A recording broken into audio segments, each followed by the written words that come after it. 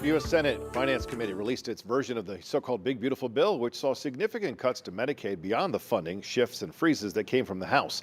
Fox 43's James Corrigan spoke to a leading advocate for hospitals about the impact the cuts could have on Pennsylvania hospitals. With healthcare providers already on edge over the changes to Medicaid in the U.S. House version of the Big Beautiful Bill, the Senate Finance Committee last night added drastic cuts to the program that covers more than 3 million Pennsylvanians. What we saw come from the Senate Finance Committee will rip apart the healthcare safety net. Nicole Stallings is the president of the Hospital and Health System Association of Pennsylvania and warns that the Medicaid reimbursement for the Commonwealth's 235 hospitals could drop by an average of 35% under the Senate's plan to cut the provider tax for states from 6% to 3.5%. The tax allows states to tax hospitals and use the money to gain matching federal dollars from Medicaid and to use that money to reimburse the hospitals.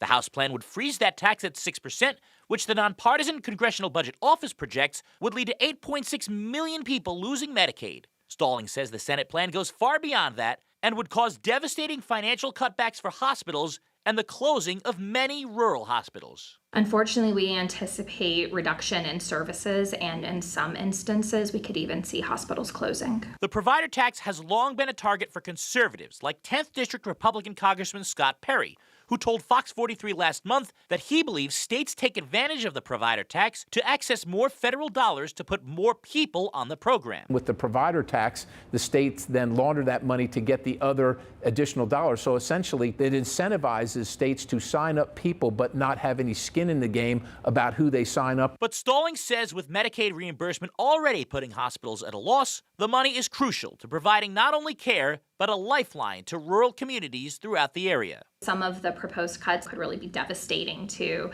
the ability to provide access to care in those communities. And we know that healthcare deserts very soon turn into economic deserts. James Corrigan, Fox 43 News.